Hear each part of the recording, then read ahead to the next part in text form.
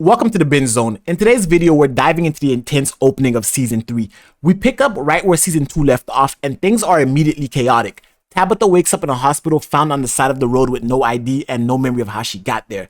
We also got Boyd recovering from his gunshot wound, Jim trying to hold his family together, and Fatima dealing with her pregnancy. All while the town begins to fall apart, but that's just the beginning. There's a new mystery in the forest, things are only getting darker and more twisted. Hey guys, I'm Shalana, hit that subscribe button and let's deep dive into From Season 3, Episode 1. Opening scene picks up right where we left off in Season 2. Tabitha is in a hospital. We come to find out that she was found on the side of the road with no ID and no information, and the doctors are trying to get information out of her. Tabitha isn't giving any because at this point, if she told them half the things that she saw from Fromville, they would lock her up for insanity. So at this point, Tabitha is trapped in the real world while her family is trapped in Fromville. The doctor then lets Tabitha know that because of her condition, the cops have been called and they're gonna come ask her some questions. Before the cops get there, Tabitha books it from the hospital. Tabitha is back in the real world. Tabitha is in Camden, Maine, and she notices the boy in white in the street. She follows him to a store and she's confused because it's not him anymore. It's a real life boy. But we start to see that the cracks of Fromville are seeping into the real world. Tabitha is no longer there, but she's still connected by all the phenomena that's happening there. Back in Fromville, Boyd is tending to his wounds and the town is on edge. Tien Shen, Kenny's mother, finds Ethan, who's trying to go back into the forest and look for his mom because at this point Tabitha's missing. Everyone's worried. Jim's family's falling apart. Boyd is reeling from his gunshot wound. All the ramifications of the finale of Season 2 are playing out in this opening sequence from Fromville. While Ethan is frantically looking for his mom,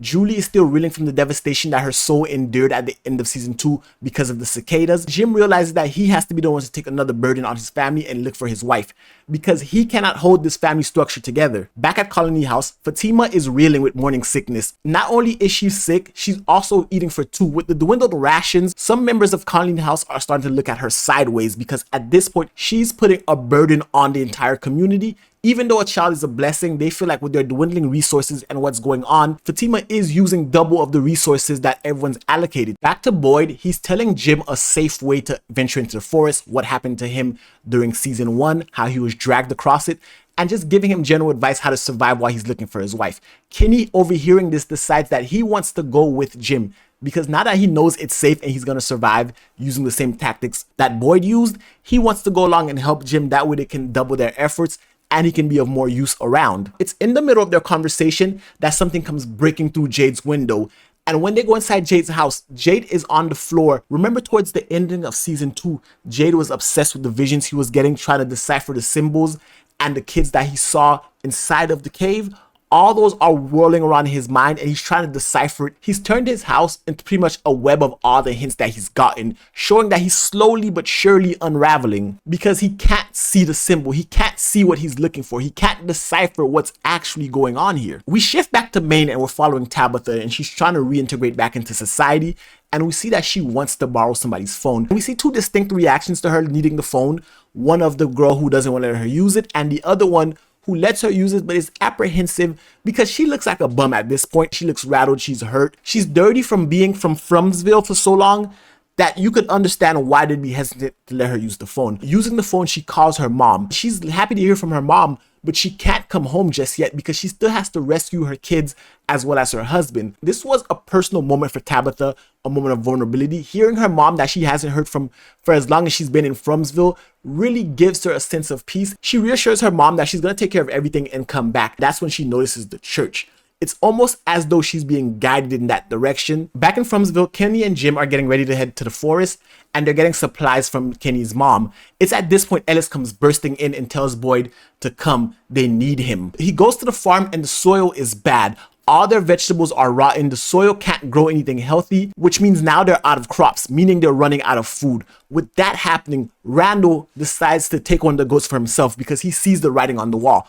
Once people start losing food on top of the monsters, they're going to be fighting each other and the resource game is running low. So Randall takes the first step and tries to take a goat. That's when Boyd comes in, giving people a pep talk. But he knows that he has to make a move soon because they're running out of food and that's when things really get dangerous. Especially with Boyd telling the people that this town will not break us. I will not break. This is a strong motif for later on in the episode because it's going to be the thing that shifts the way the monsters move going forward. Cut back to Kenny and Jim and they're already in the woods and they stumble onto this new area that we haven't seen before, where there's huts as well as voodoo ritual effigies everywhere, showing a strange sign of things to come. Now we have a new mystery, because let's not forget, this is the same direction that Boyd took. So even though they followed his path, they ended up somewhere different, showing us that the area is ever shifting, ever evolving, even dating back to the season 2 finale, where Victor couldn't find the exact tree to have Tabitha go through, because again, the town is always shifting. Fromville and the surrounding areas seem to be moving interdimensionally between our existence and a different existence at the same time. But one of our major revelations is when Tabitha goes to the church. After confessing to the priest, it doesn't work for her because she doesn't believe God can allow such a place to exist. But when she opens Victor's lunchbox to show the priest what he packed her, she notices Victor's home address in Camden, Maine, and that in itself is a major revelation. Tabitha had the lunchbox all along, but she never opened it. It wasn't until the priest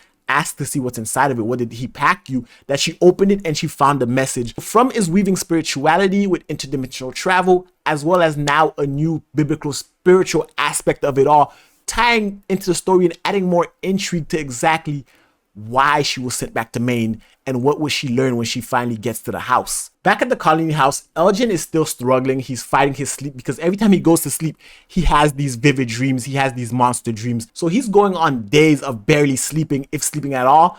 And now it's starting to affect him. And we know as humans, our bodies start to react differently when we lose sleep. So he's going to start deteriorating. We know every season there's someone in Fromville that ends up losing their mind and doing some bonkers stuff. In this case, it might just be Elgin. So we have to keep an open eye out for him because we don't know exactly where or when he's going to do what he's going to do. Boyd, Tien-Shin, and Donna are talking about what the next steps need to be. Once the townspeople found out that the crops were no longer good, they stormed Tien-Shin's home and they took all the supplies. They need to plant new crops soon, but the soil they were using was damaged. Tien-Shin comes up with a new plan: plant smaller crops in different areas using different soil. It'll take a few months, but hopefully they can get their food production back. And in the meantime, they're going to have to sustain the town. So Boyd comes up with the idea that they're going to have to kill the animals to sustain life here so that this town does not break us and we can find a way out of here. So everyone around town is going to have to make even more sacrifices going forward. Tabitha makes her way to the address and she runs into Victor's father. At this point, we're going to hear his side of the story. What happened to his wife? What were they like before? And what happened to him in the aftermath? How long Victor's been gone? Victor's a grown man at this point. So his father hasn't seen him in damn near 40 years. So all that is going to pile up. We're going to get more information on that in the following episodes. But now it's nightfall. Kenny and Jim make their way to one of the huts. They put up a talisman and they start to hear the From monsters around them. This makes Jim realize that this is far too dangerous. They already lost Tabitha. The kids can't lose another parent. So him and Kenny decide first thing in the morning that they're going to go back to town and he's going to go be a father for his kids until they can figure out a better way where his life is not at stake to find his wife. But we know exactly how From works. They're most likely not going back first thing in the morning. For all we know, those huts could have traversed them somewhere else, the same way Boyd's tent was pulled across the forest when he stepped out. So I'm very curious as to what's going to happen next and exactly where and when are they. That's when we hit the peak and the crescendo of the episode, because back in Fromville, everyone's at home, they're hiding out because it's nighttime. But the craziest thing happened. The smiley face monsters opened the barn door and let all the animals loose. At this point, Boyd has to make a decision. If he stays inside, those monsters are going to kill all the animals and they're going to lose all their food. So Boyd decides to go outside and help the animals. A lot of other people start to head out. Boyd, Jade, Tien-Shin, and Victor, leaving the kids inside safe for the talisman. But once the goat Alma passes by and Ethan sees her, he opens the door, letting one of the From monsters in, and now they have to escape. Everything's going crazy in this final sequence. They run outside the back. Sarah saves them and she's hiding them in the bushes.